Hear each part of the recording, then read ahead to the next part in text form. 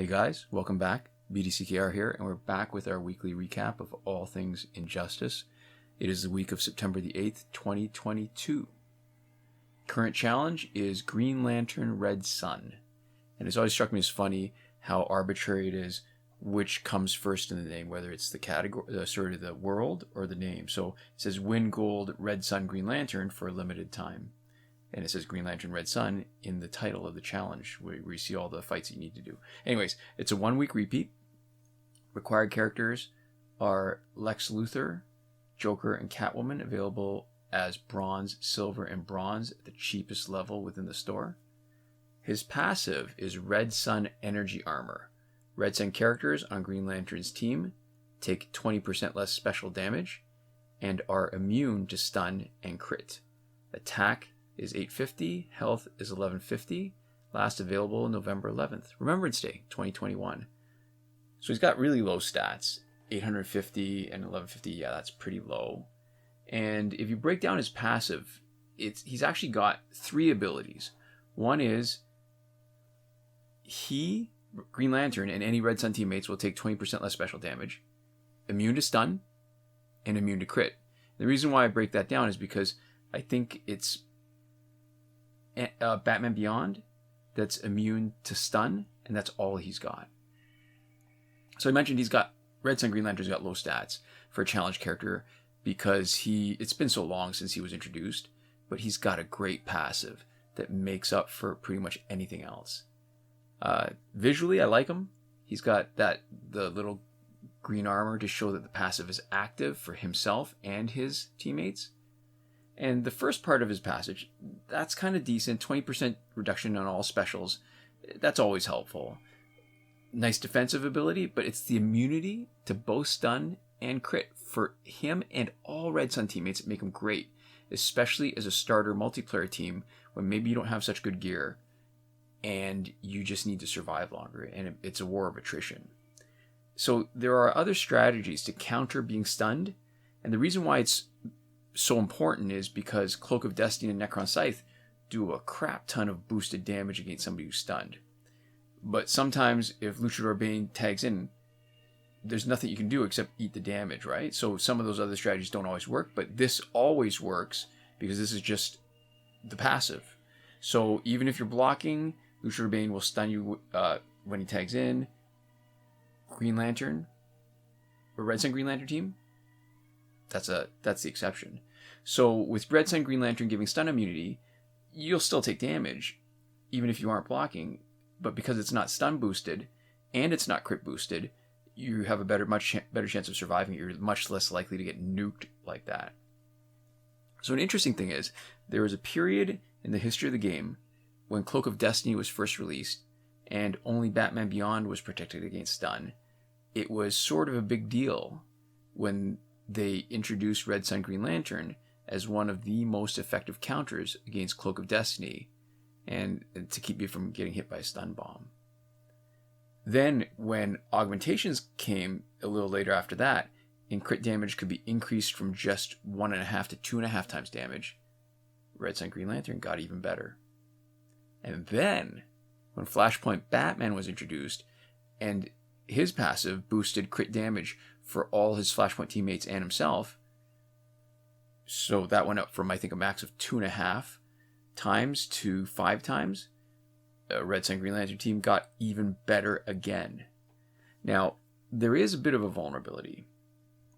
I think he can still be stunned mid-special, like with Batgirl Special 1, and the fact that he can still be stunned isn't great, because there is boosted damage, but because it's not crit, you're still probably going to survive that. And he can still take critical damage if it's with damage over time, or when it's a teammate assist. So when I talk about that, I'm thinking specifically of Flashpoint Deathstroke, the Pirate Crew passive, where his Flashpoint teammates will come in and do some damage during the special. I'm pretty sure that for example, Aquaman is doing crit damage if it crits. And I think the other assist I'm thinking of is Suicide Squad Harley Quinn's Special 2. When Joker comes in to do damage, I believe that damage is not affected either way, whether you're Red Sun Green Lantern or blocking whatever, it does the same amount of damage. So I think if there's going to be a problem, the biggest problem is that as good as the Red Sun team is with Green Lantern, I don't know that there's a character to put on the team to push that team over the top.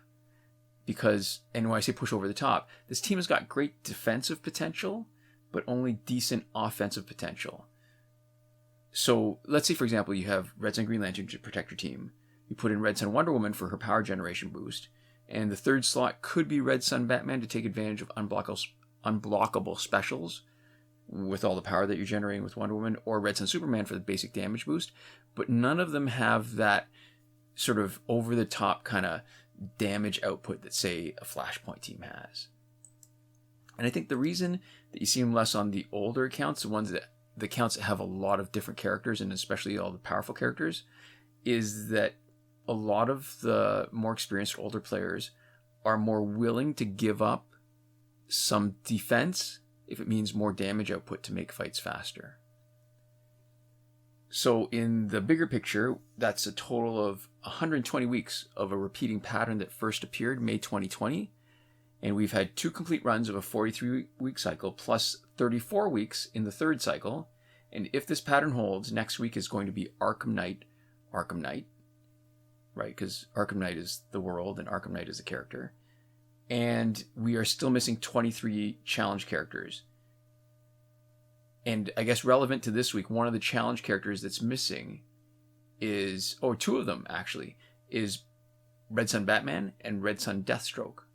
So you're going to have a hard time completing your Red Sun team. Although I guess if you're going to make that argument, Red Sun, Wonder Woman, and Red Sun Superman were never in the challenge, and they are rare drops in the gold pack. So this week's multiplayer reward is Black Power Battery, which becomes Nekron Scythe, which we already mentioned earlier about boosted stun damage. And when it's maxed out, you get a 40% power steal on basic attacks if health is lower than 15%. You get a 200% increased damage against frozen or stunned opponents. 40% life drain on basic attacks if health is lower than 15%. And when it's evolved, you knocking out an enemy to gain resurrect with 65% health on death. That happens once per match. It was last available this February the 3rd, 2022, and it is now 88 weeks in a row of a consistent pattern compared to, I think it was 100 and something, right? 120 of the challenge. Now that 88 weeks includes 2 complete cycles of a 31 reward sequence and 26 in a row of the third cycle. So we're another 5 weeks from completing that third cycle of that reward sequence. And unlike the challenge cycle, nothing is missing from multiplayer rewards. If the pattern holds, next week should be Claw of Horus. So Nekron Scythe, what do we have to say about it? It is a true legendary gear. It's only one of 2 that will boost damage against stunned opponents. And it's worth a gear slot if it did nothing else except for that. But it's actually got 3 other abilities that are decent. So the boosted damage against frozen opponents makes it even better in that one access, say compared to Cloak of Destiny. But on the other hand, right, Cloak of Destiny has the extra advantage of boosted critical damage. So I think if you're only going to take advantage of that, Cloak is marginally better, but I don't think you can ever ignore the fact that these are the only 2 gears that boost stun damage. Now, Nekron Scythe, when it's evolved, has that 1 revive basically with 65% health coming back after you've knocked out an opponent, so that if you get knocked out, you get 65% health back. And that really puts it over the top. Like I said, if there was just that 1 stun boosted ability, that would be enough to justify gear slot. The fact that you can revive once for knocking out an opponent, over the top. The power drain and lifesteal sound pretty great, but I don't think it comes into play enough because of how rarely and how short a period of time that you can keep your health that low, like less than 15%, without getting knocked out. But if you can keep your health that low and power steal, you still run into the potentially same problem against a card that has 2 pieces of LexCorp gear, which reverses power steal. And that's the same counter people use against Batman Ninja Catwoman with her passive that allows power drain. So I think the best way to take advantage of those 2 low health abilities is probably New 52 Shazam.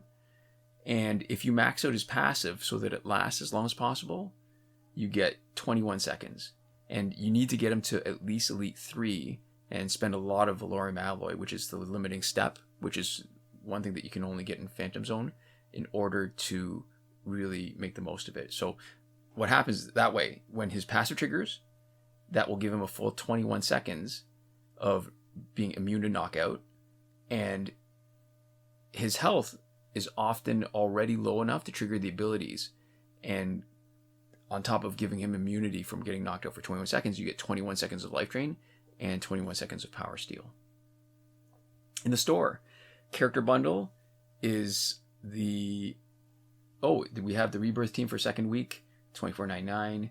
We have the Arkham Knight Challenge Pack for 200,000 power credits. So instead of getting the regular 2.86% chance in the regular challenge pack of getting them, you have a 6.16% chance of getting them. And it's 50,000 power credits more. We've done the math on it.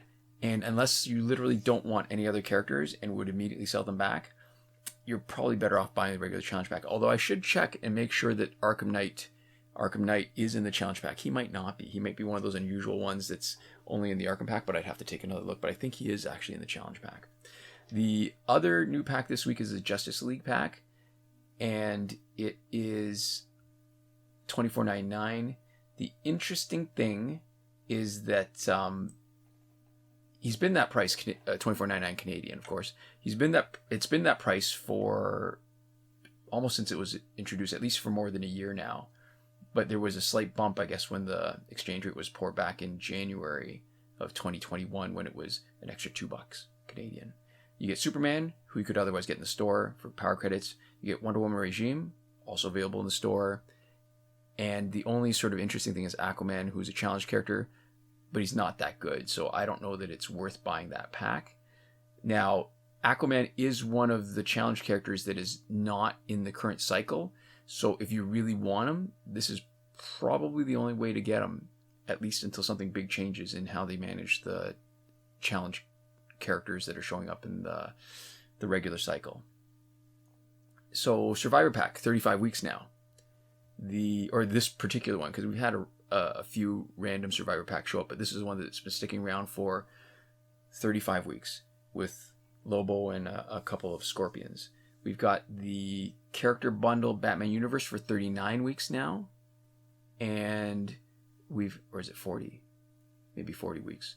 Most Wanted pack for 47 weeks, and the Nth Metal, the ones that cost 300 Nth Metal, we're celebrating like crazy. It is Joker, Aquaman, and Shazam. They've all been around for 32 weeks, except Aquaman, who's been around for a couple weeks more, for 34 weeks. Lots of celebration going on. Our Survivor is the Suicide Squad Companion Gears until September 21st. And Phantom Zone, we've got one more week left. Take advantage of it.